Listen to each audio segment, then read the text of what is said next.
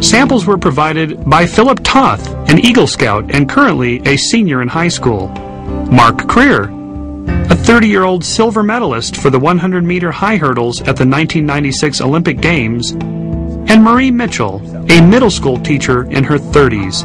Marie describes herself as easygoing and honest. And so this is somebody who's better at administrative details. She likes to do things one step at a time, sequentially, and would prefer it if she didn't have to stop what she's doing and do something else in the middle. Although she may be capable of that, she would rather take things step by step. It might annoy her if she has to change her plans or her schedule at the last minute. The evidence suggests that one of her parents was missing in her life. I hate to make a guess. I would say probably her mother, but that's something that's kind of difficult to tell from this particular writing. Mm-hmm. She would like other people to believe that she's totally in control, even when she doesn't feel in control, and it really troubles her. She probably gets very embarrassed if she allows other people to see her get just kind of emotional and carried away. Okay, give us your overall impression of this analysis of you. I'm absolutely shocked. I was very much the skeptic, and she hit it almost completely on the head. What about the loss of a parent? Oh, yeah. My dad passed away when I was 22, but all through childhood, he was there, but he wasn't there. I did everything with my mom. My dad was an alcoholic. So overall, you would rate this as a fairly accurate analysis. Except for the mom part, you got the wrong parent. But, yeah, surprisingly so. Our next volunteer, Philip, describes himself as lighthearted and someone who enjoys the outdoors. But we played Sheila's analysis of my handwriting instead of Philip's to gauge his reaction. And it shows that he's a man of action. He's somebody that needs to be in an exciting environment all the time, or else he gets bored very easily. When this person is around, things are just not going to be dull. He creates a pretty exciting environment. He can turn anything into an adventure. So give us a sort of evaluation. Was that an accurate reading of you? Yeah, it was pretty close. It was pretty close. You're a man of action. Yeah, I love mountain biking. I love rock climbing. I teach sailing. I just love being able to, fast action, like you said. Yeah. Would you be surprised if I told you that actually wasn't your reading at all? That was my reading. That was the analysis of my handwriting. Okay. I'm surprised. When we played Philip Sheila's analysis of his own handwriting, he was a little more critical. This individual is a little bit of a rebel, which of course is not real unusual for a teenager, but not all teenagers are rebels. This one is. He seems at first to be pretty conservative and conventional, but he'll pop out with things that, you turn around and you say, where in the world did that come from? And probably learns best by reading and studying.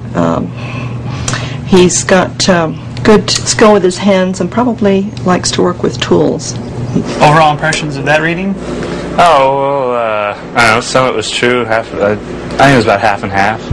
Mark Creer, our next volunteer, is healthy, relaxed, and currently in training for the 2000 Olympics. Let's take a look and see what we have here.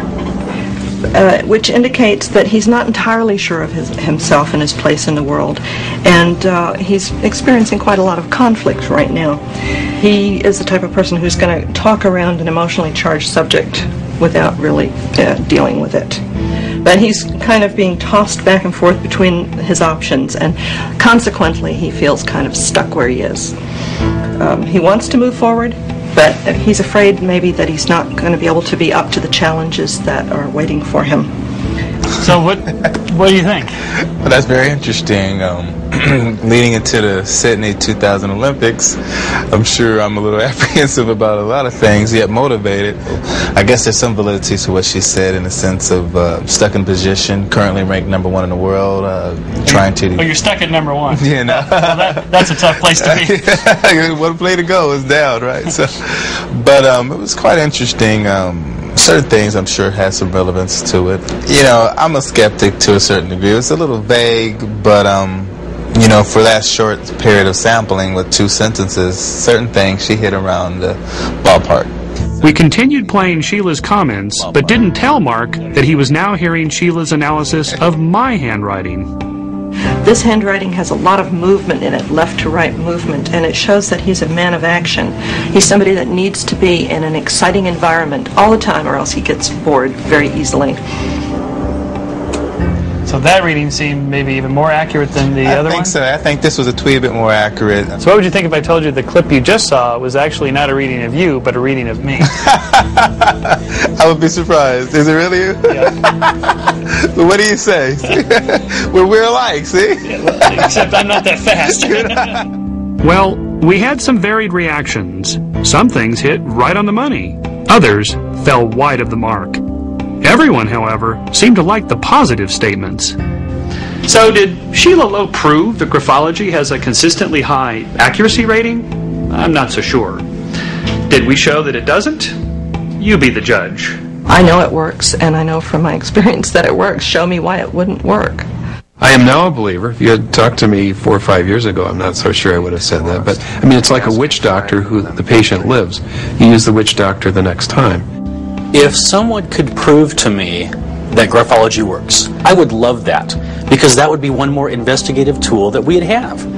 And for me to be able to look at a sample of writing and be able to tell you something about the criminal that would allow the police to catch that guy, that's a good thing. But it hasn't happened yet. No one